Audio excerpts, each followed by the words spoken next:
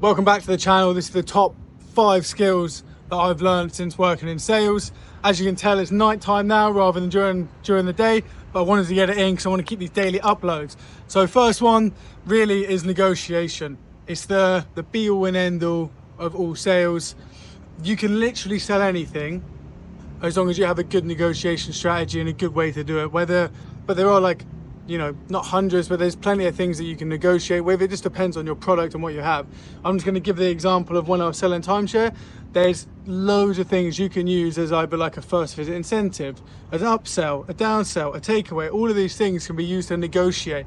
And what I mean by negotiate is using something as leverage and getting it to really tick someone's box. I don't know really if I've delved into this too much, but any time you want to sell something with someone, they're literally going to have these internal check boxes that are like boom, boom, boom, boom. And if you don't hit them, this is when they're going to be on the edge. This is when they're going to have objections. This is when they're going to lie to you.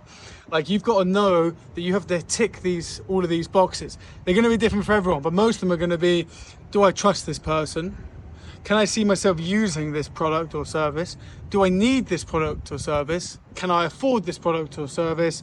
And really, at the end of the day, do I want to do it? Like what's my gut feeling? Obviously, some of these things can be manipulated and moved, and a lot of them really can be forced in.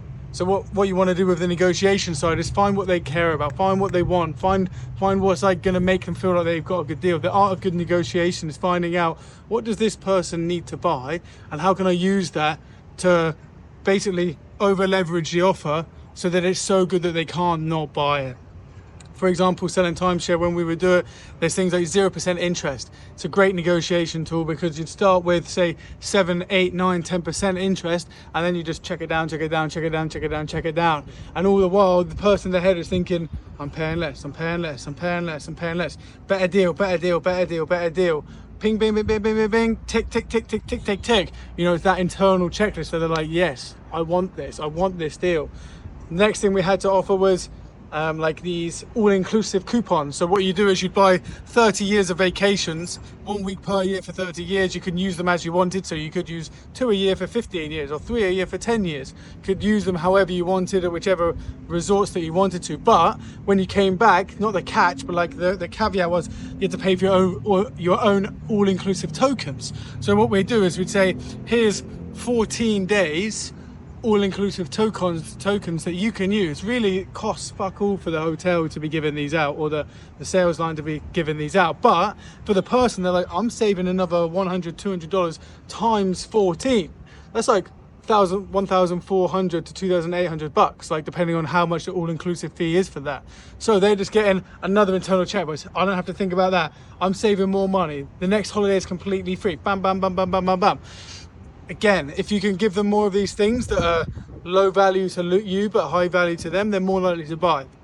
Again, you can offer people free upgrades. It depends. Like, nowadays, like, the landscape of sales, like a lot of what I've been looking at recently is courses, and a lot of the time the courses, maybe I'm wrong with this, someone could correct me if they're currently doing high ticket sales for courses, but like, there isn't as much room for negotiation because it's kind of a one size fits all, a one set. This is your set price, because what you don't want to do is what happens sometimes with timeshare is you get people who go in the course, or you get people who join the club, and then they get talking, they realize they paid almost like completely different prices for almost very similar products because the salesperson was either better or worse, right?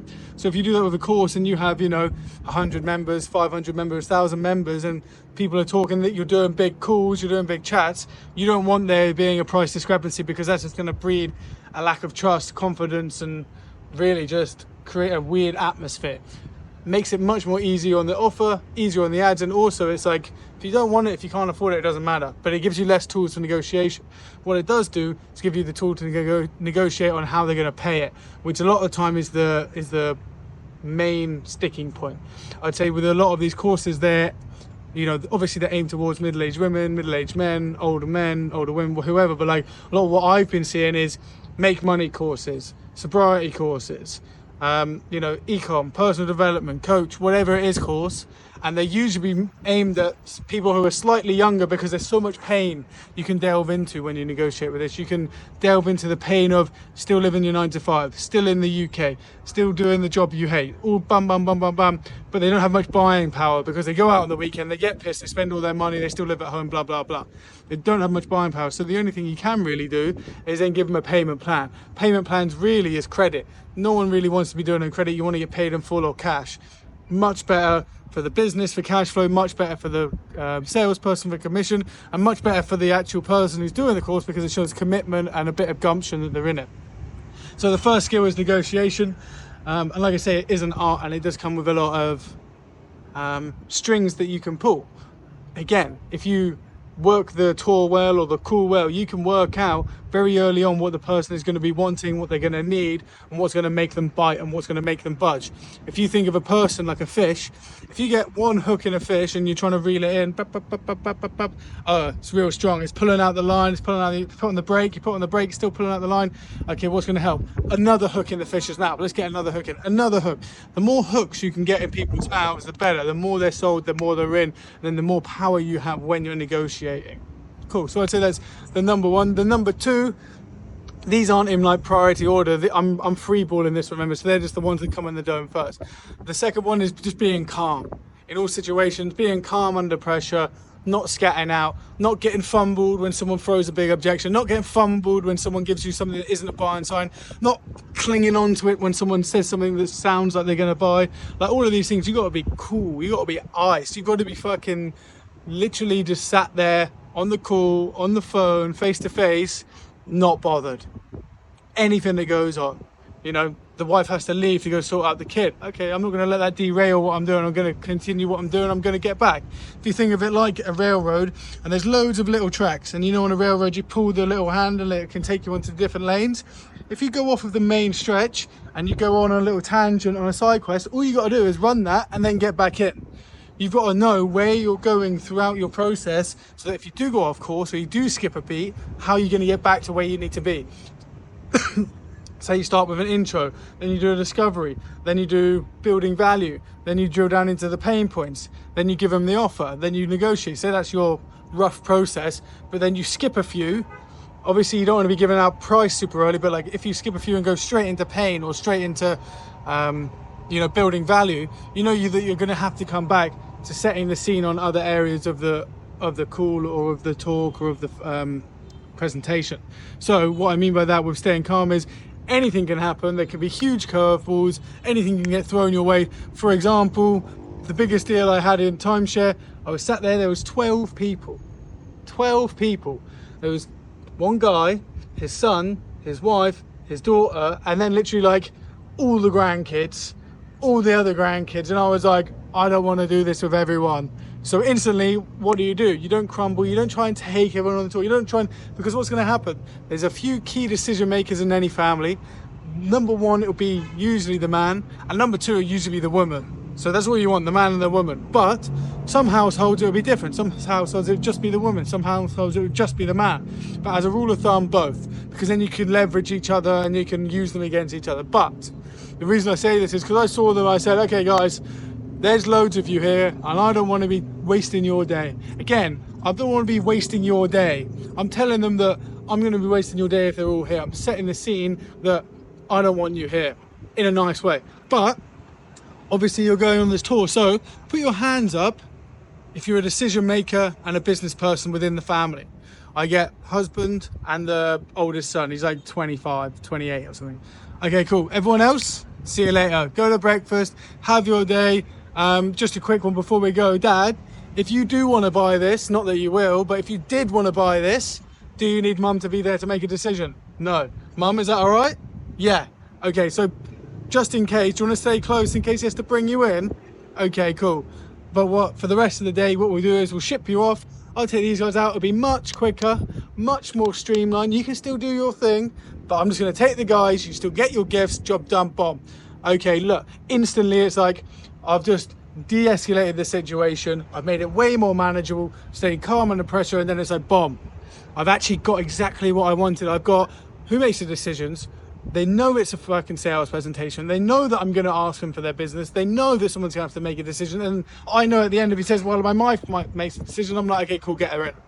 You said maybe you'd need her, get her in. Like, it's not that deep. But dealing with 2 people over 12, way easier. So for me, staying calm under pressure, that's helped in everything. Like, if I ride the bike, if I go around a corner and someone's on the wrong side of the road, I feel like my reactions are just quicker, more that's not the word. They're more cat-like. I don't know what I'm trying to say, but my reactions are better because I can always stay calm.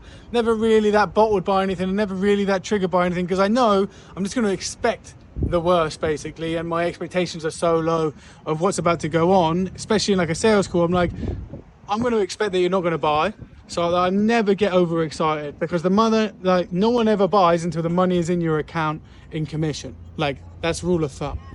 So don't ever get caught up, I just sold a big deal. You didn't, because you haven't been paid on it yet. Only when you get paid on it is when you get that.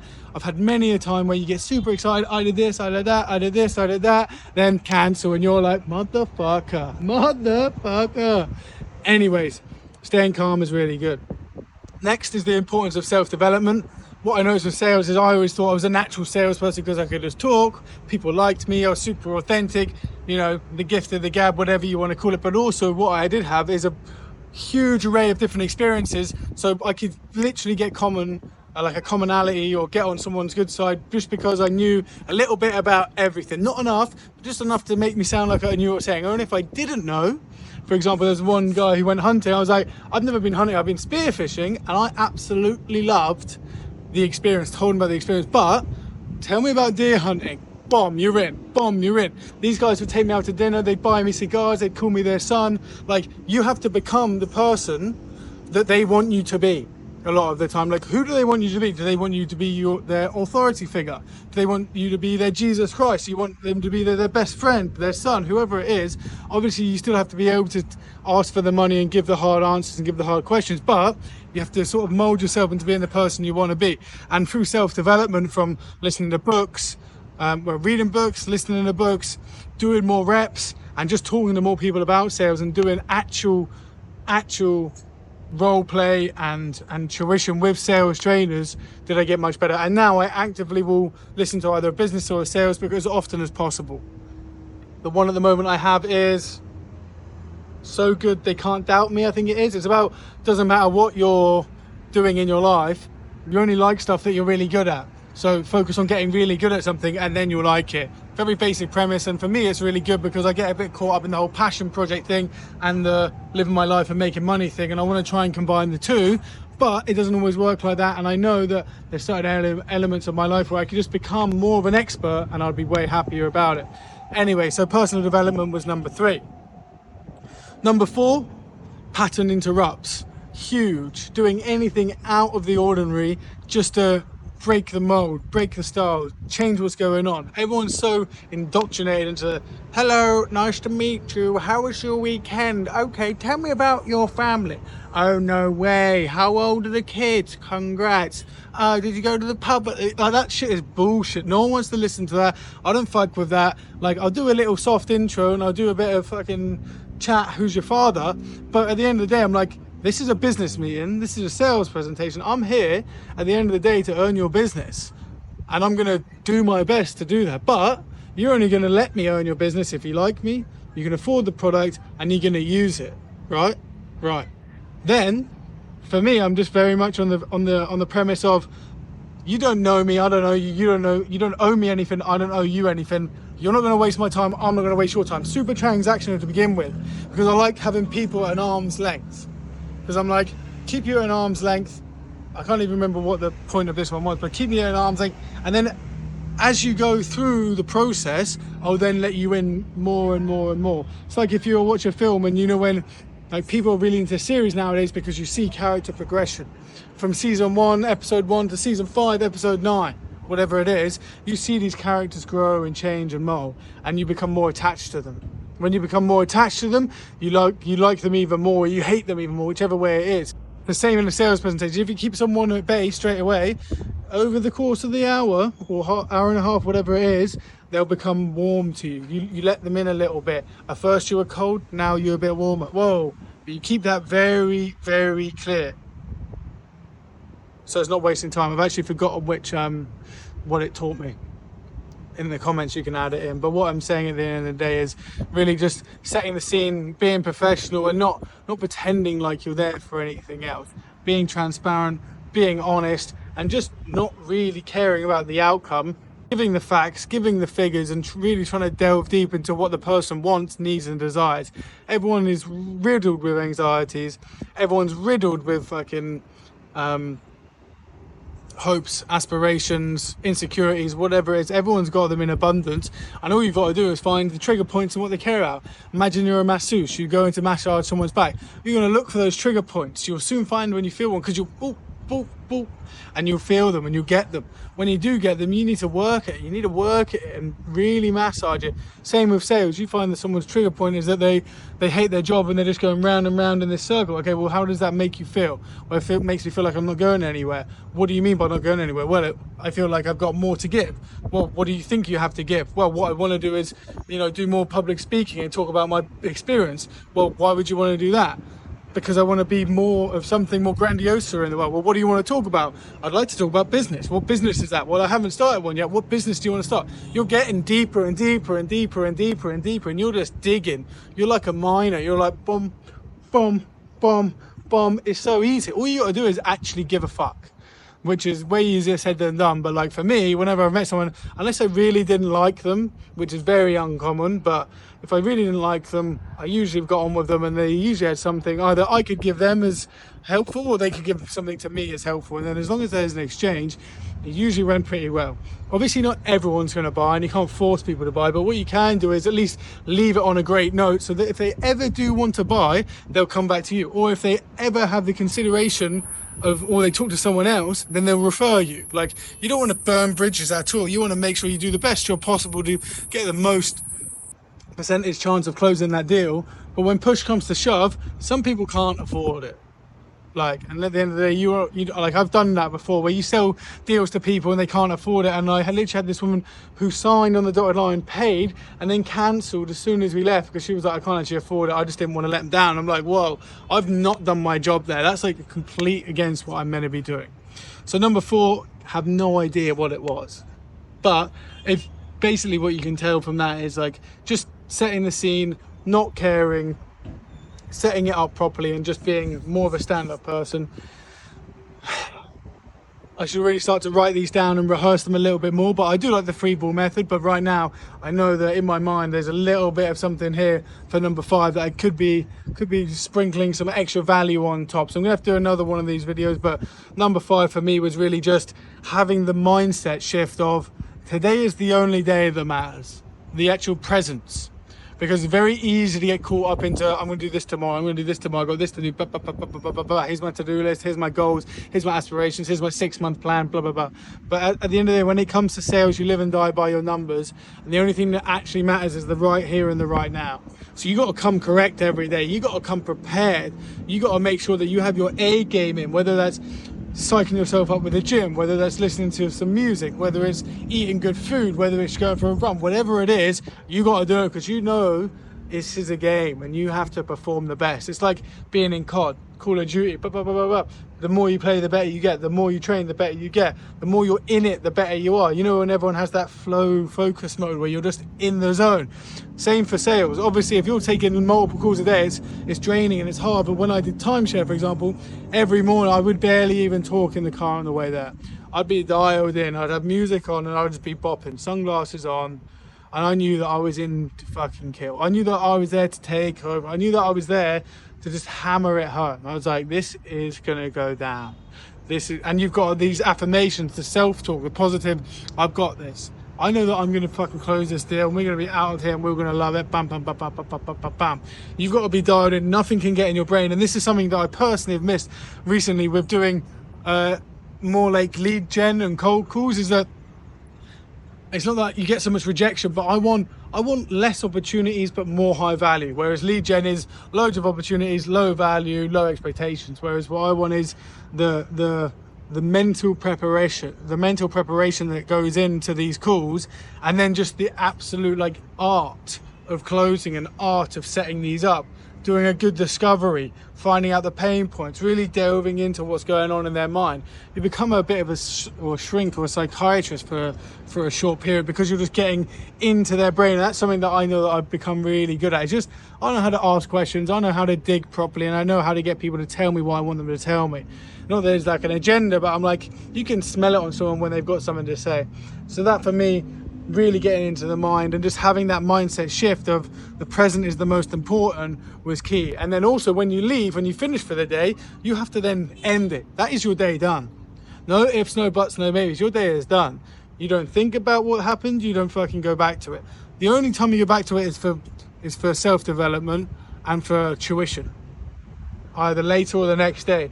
But the best thing is to cut it off, end it, go do your thing, go for a swim, go to the gym, go out for food with friends, whatever it is, but you end it. Next day is a new day and you come correct again. Every day is a new day, you come correct again. There are some downsides of that, because I've noticed that my brain is very day to day. So like, I forget everything that happened like yesterday or the day before. Like, I literally cannot remember or put 2 cents to stuff that happened yesterday. Like, my short-term memory is gone, because I'm just like, damn today, damn today, damn today, damn today, damn today. Obviously I'm still thinking ahead, because I'm trying to think about other like business plans and things I want to do with my life. But as a whole, when you've got sales presentations and you've got to close people on a daily basis, you know that at the end of the day, if you're not coming 95 to 100% correct, you're going to fail and you're going to miss stuff and you're going to be sloppy. And the goal is not to be sloppy. You need to be hitting that. Is a fine formula. So that's really just a bit of a mash of the top 5 sales lessons that I've learned. I can't recall them, so I'm not going to give them back, and I'm going to go more into it, especially about the mindset and psychology stuff, because that's what I like the most. But really, when it comes to it, there is so much you can learn about sales. It sets you up for life. I know 100% if I have kids in the future, they'll be hitting a sales job in their early years, because they won't want to do it, and I'll make them do stuff they don't want to do. Whenever I've gone cold calling or door knocking, like, I'm not really wanting to do it, but you do it and you feel great and you feel gassed. It's just a good way to break through that barrier. I've had it in previous relationships, like my ex-girlfriend. She didn't have a job, I think, at the time. Maybe she did, but like, she was about to leave it, or COVID or something, and she finally came away with me, and it wasn't the best choice for the relationship, but I do believe that it definitely helped her as a person, like, grow and mature and get out of her own head. I know that mainly with girls, but a lot with guys as well, but everyone's in their own head. But especially women, they're very self-conscious, they have a lot of anxiety. So for them to go out and do sales just shows like an even more like robustness of mind, and that they can just get through these challenges. So long story short is, like, comment, subscribe if you haven't already. 82% of people who watch these videos, which was 4,000 people last week who watch these videos, aren't subscribed. And it was like 200 hours of watch time. So people who are watching these videos are actually watching a decent amount, but they still ain't subscribing. But thank you very much for a lovely game of fives. I'll do some more in the future. I'll probably see you tomorrow. But yeah, apart from that, those are my top 5 sales skills that I've learned along the way. Stay golden. Love you, Mr. Kiss you. Ciao.